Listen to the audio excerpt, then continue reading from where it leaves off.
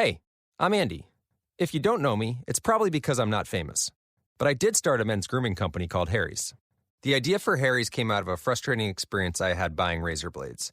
Most brands were overpriced, overdesigned, and out of touch. At Harry's, our approach is simple.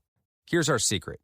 We make sharp, durable blades and sell them at honest prices for as low as $2 each. We care about quality so much that we do some crazy things, like buy a world-class German blade factory. Obsessing over every detail means we're confident in offering a 100% quality guarantee. Millions of guys have already made the switch to Harry's, so thank you if you're one of them. And if you're not, we hope you give us a try with this special offer. Get a Harry's starter set with a 5-blade razor, weighted handle, shave gel, and a travel cover, all for just $3 plus free shipping. Just go to harrys.com and enter code FACE at checkout. That's harrys.com, code FACE. Enjoy! A science story, huh? These NYU scientists, I it felt felt this right. but I was so And I just thought, well, I had figured it out. it was that golden moment. Because science was on my side.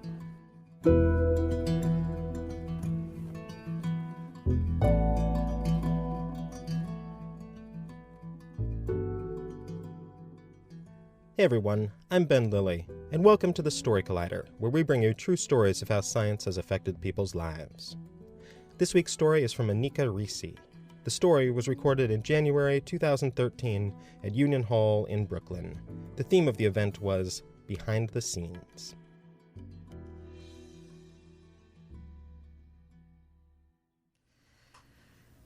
I came here tonight to make a confession. I'm not proud of what I'm about to tell you, and really, after all these years, it would be easier to just let the lie stand and allow the world to continue believing what it so clearly wants to accept as true, but I can't do that. When I consider Lance Armstrong, and when I look at my nieces and the babies of my friends, and I think about the kind of world that I want them to grow up in, I know that I have to come clean and set the record straight. So here it is. The major scientific discovery reported in my 4th grade science project. Those breakthrough findings were completely fabricated. It was a fake. Everything that you have believed for the past 24 years about what causes hair to tangle is based on a lie. A lie that I conjured out of thin air and rendered in colored pencil. I'm sorry, but I can explain. Like probably most scientists and most liars and fakes, I was motivated by the desire to impress girls. I wanted to be popular. Popularity was a major concern for me in 3rd and 4th grade because I didn't have a lot of it. And it wasn't that hard to make friends with boys, but finding and keeping female friends was much, much trickier. And the popular girls in particular just seemed to understand something fundamental about what it is to be a girl that completely eluded me. And I wanted in on those girly secrets. And I tried. I tried making friends with girls. In 2nd grade, I tried joining the Brownie Scouts, but my application got rejected. And so I tried forming a club of my own, the Friends Club, in 3rd grade. I was the only member of the Friends Club. And I even tried booby trapping our entire classroom for April Fool's Day 1987 to show how fun I could be. But it turns out that running tripwires between all the desks and putting thumbtacks on the chairs is only fun for the person planting them, and that it tends to inspire more animosity than admiration or camaraderie from one's peers. So I needed a new plan. I take full responsibility for my actions, of course, though you really could blame the Brownie Scouts. And as a children's book editor, it pains me to say this, but you could blame books. See, in 3rd grade, I read this story, a Scholastic paperback, about a kid who does a science fair project on plants and chlorophyll, and he somehow becomes photosynthetic himself in the process, and he turns his teacher into a plant and saves the day and becomes very, very popular. And I read this, and I thought, I can do that. My big takeaway from the novel was that choosing the right science fair topic could be the key to popularity. It still seems like a strong hypothesis. I want you to know that I tried the path of legitimate science first. So that year, third grade science fair, for my topic, I chose blood. And I chose blood as my topic because I thought blood was cool, and I thought it was cool that blood does not make me squeamish. So I worked really hard, and I did a lot of research about hemoglobin and platelets and coagulation and all kinds of hardcore legitimate science stuff that probably even my teachers didn't know about. And I went to the medical center where my dad worked, and I took pH levels of blood samples, and for the display that would lure all my new friends to the booth, I ran vials of blood through the centrifuge, which separates them out into red and white blood cells, which is awesome. And on Science Fair Day, I stood proudly next to those blood vials as all of my classmates gathered to admire the baking soda volcano that Molly Ricker had made, as if it weren't exactly the same as the other 34 baking soda volcanoes in the room, all of which had apparently been thrown together the night before. And I noticed this, and I understood the flaw in my approach. I understood that popular girls do not think blood is cool. Popular girls are naturally and adorably squeamish, like Meg Ryan. And if they're not, they fake it. And furthermore, popular girls don't care about blood because blood is on the inside, and popular girls care about appearances. So I realized this, and the next year, I was ready. And when it came time to choose my topic for the fourth grade science fair, I selected something that was designed to appeal to those girls I wanted to impress. And I did my fourth grade science fair project on hair. And I worked really hard at it, but I did not make any of the previous year's mistake of including any academic thought. This project was largely visual. I made a huge display. And on one side of the display, there was an in-depth scientific examination of different hairstyles you can have. I cut photographs out of well-respected journals, such as Teen and YM, and Newsweek and Consumer Reports. And I put those photos on the display, and I labeled them, ponytail, French braids, beachy waves. And on the other side of the display, I had cut ovals in the cardboard, and my classmates could come and they could put their faces in those ovals, and they could look in the hand mirror that I held up, and they could see the answer to pressing scientific concerns, such as, what would I look like as a blonde? And how would I look with curly hair? Keep in mind, this was before Photoshop. There were computers in the world, but they could only be used to play Oregon Trail.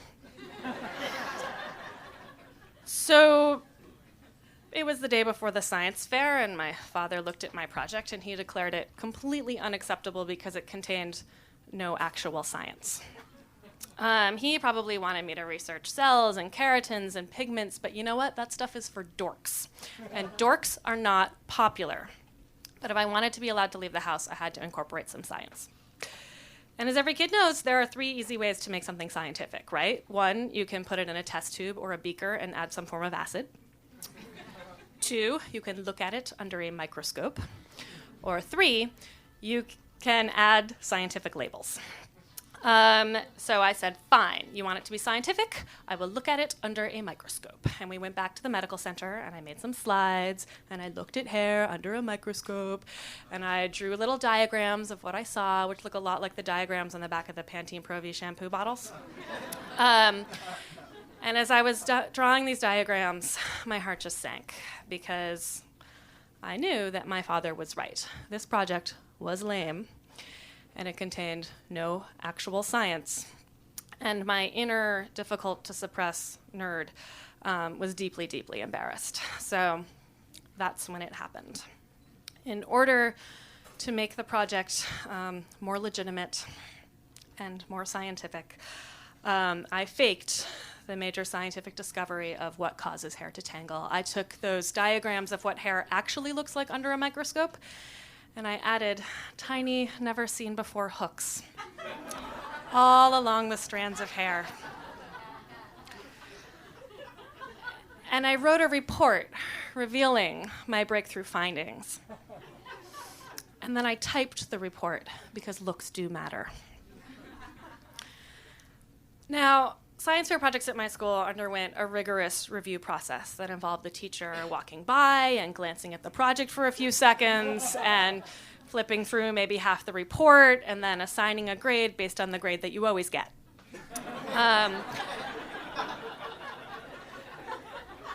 But my project came under a little extra scrutiny that year, as any major scientific breakthrough should. And the teacher paused, and she looked at my diagrams, and she looked at me, and she said, "Really? I've never noticed tiny little hooks all along the strands of hair before." To which I shot back, "Well, have you ever looked at hair under an incredibly powerful microscope?" And she had to admit that she had not. I got an A.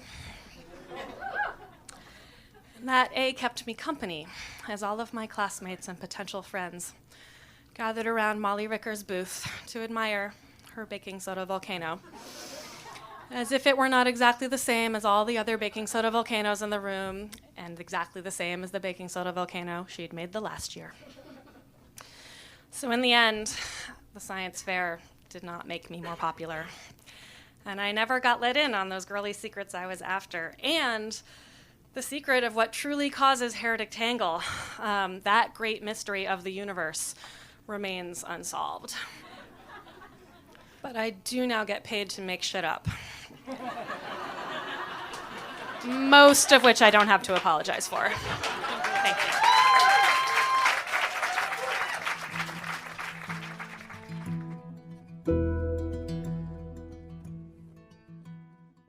That was Anica Rissi.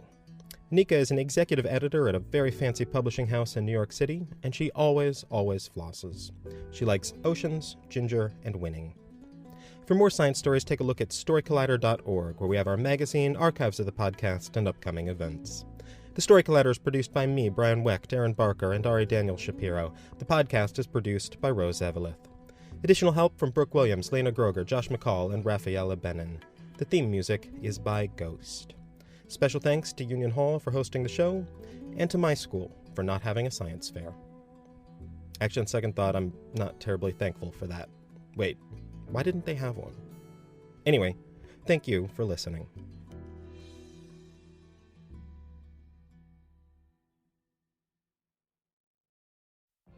What if you could have a career where the opportunities are as vast as our nation, where it's not about mission statements, but a shared mission? At U.S. Customs and Border Protection, we go beyond to protect more than borders. From ship to shore, air to ground, cities to local communities, CBP agents and officers are keeping people safe. Join U.S. Customs and Border Protection and go beyond for something far greater than yourself. Learn more at cbp.gov/careers.